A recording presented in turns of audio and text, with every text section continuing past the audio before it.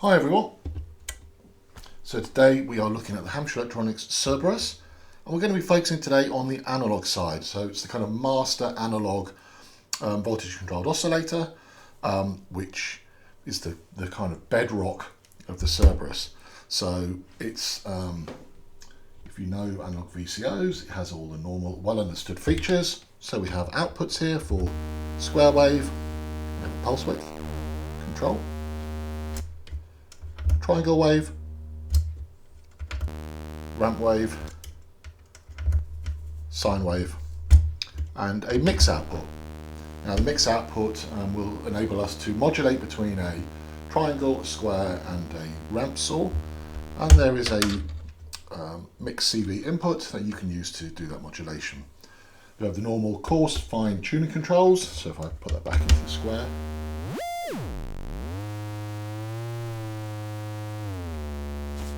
we have, as I said, pulse width. We have through zero FM level and a through zero modulation input, an exponential FM level and an exponential FM input.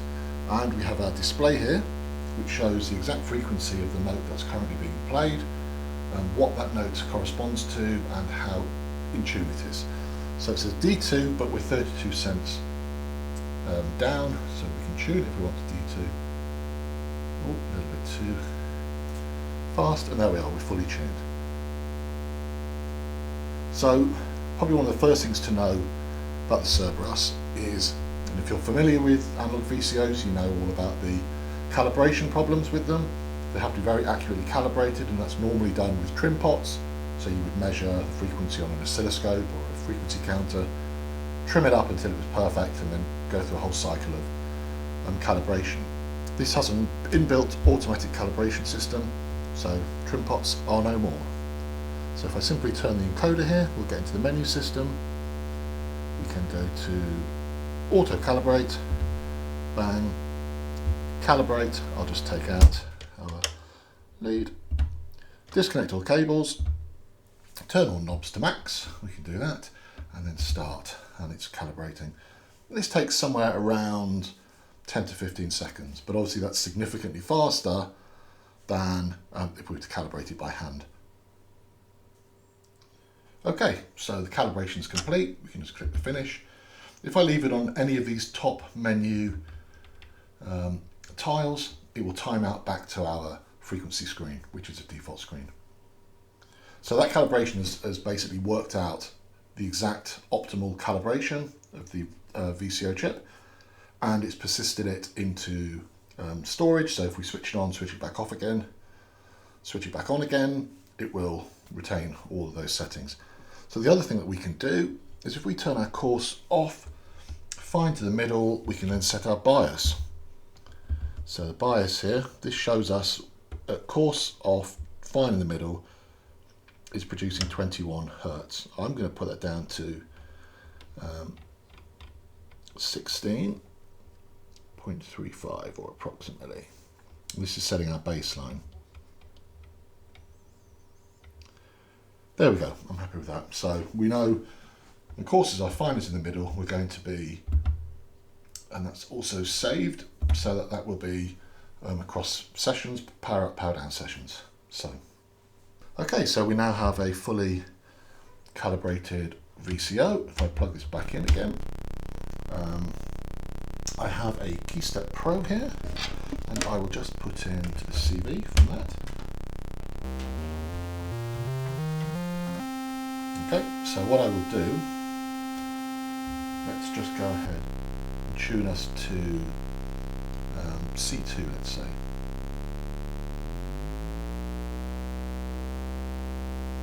Use a fine tune to get us exactly there.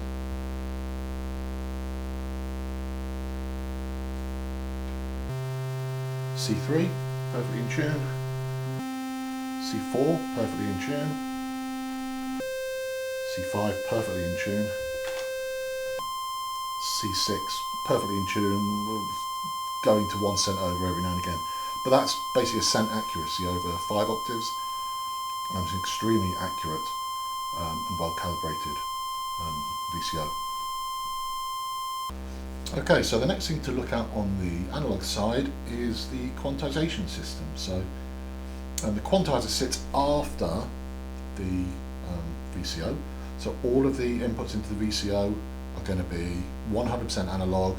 Your 1 volt per octave, any modulation that you have for frequency modulation. The quantizer sits behind it, listens to the actual frequency that's coming out and tries to quantize it. Not tries to quantize it, does quantize it. So again, we go into a menu system, quantize to scale. If I turn on, say, chromatic. Now, if I sweep,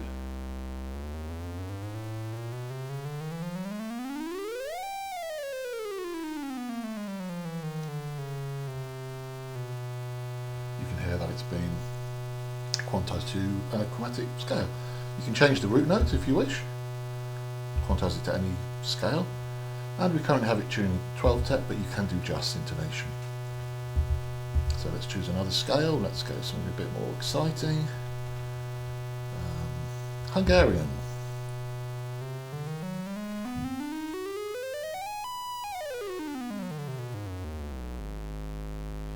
Okay, and then we have some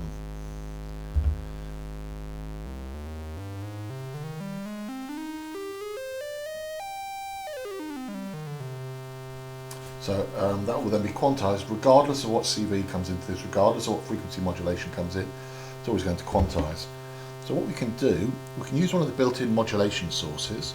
Just go back, go to modulation source 1. It's a sine wave. We'll just increase the speed a little bit to, let's say, point. Oh, that's too much. So the faster you move the encoder, the more you jump. So to enable you to do fine tune and also to move quickly. Go to 0.4 of a hertz, and we'll just turn that up a little bit. And we can now output that from mod source 1. And we will put that into the through 0. You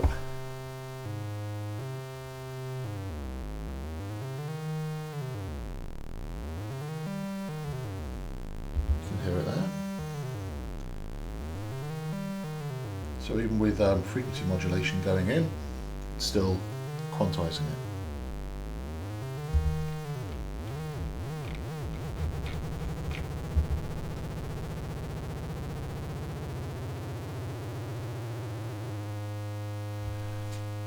There we go. So we can also use this modulation source to modulate any of the features of the analog core that we want. So we could put this into pulse width modulation, for example. Let's turn it right there.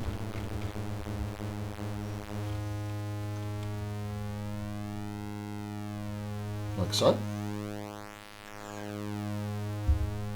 The other thing we could do is, because the digital engines on here listen and track the analog exactly, what we could do is turn on a wavetable on our voice 1.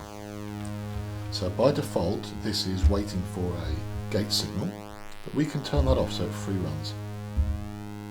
Okay, so if I plug that in, we can hear that.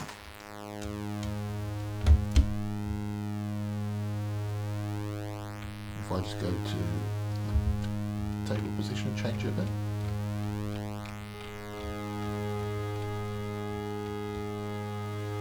Okay, so we can do things really quickly, like change the octave, change it down, or we can change semitones. And if we listen,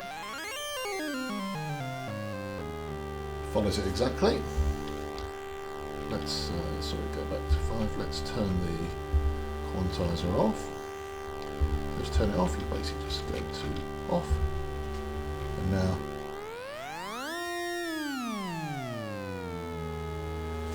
but because we now have a audio engine running exactly, we can put it exact. Let's turn the octave down 1. We can use this to frequency modulate our core and get really good, accurate frequency modulation, because we have a linear through 0. Turn that up a little bit.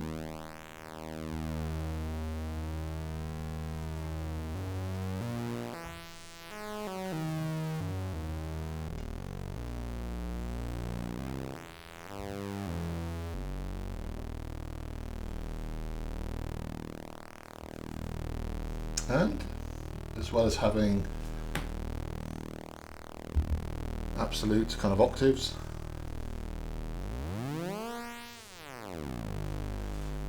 we can also use offset, which gives us just a little bit of tuning offset. Dial in some more aggressive.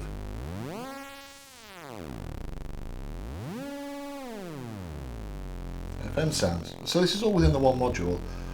We're not using any external modules here. We can modulate everything, and as I say, because the digital engines track the analog so accurately, you can get really, really accurate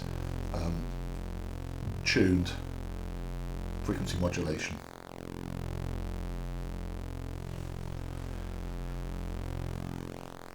Okay, so let's just take these out, and the last thing we'll have a look at really on this side is if we plug in our two digital engines again, we can put the offset back to 0. Okay, so we'll put this an octave down. Let's turn on engine 2. We'll also have that as a wavetable. This is coming out of the engine 2. And again, we will turn off the envelope so that it free runs. And this time we will do a semitone offset. Let's do a 5 semitone offset. And we will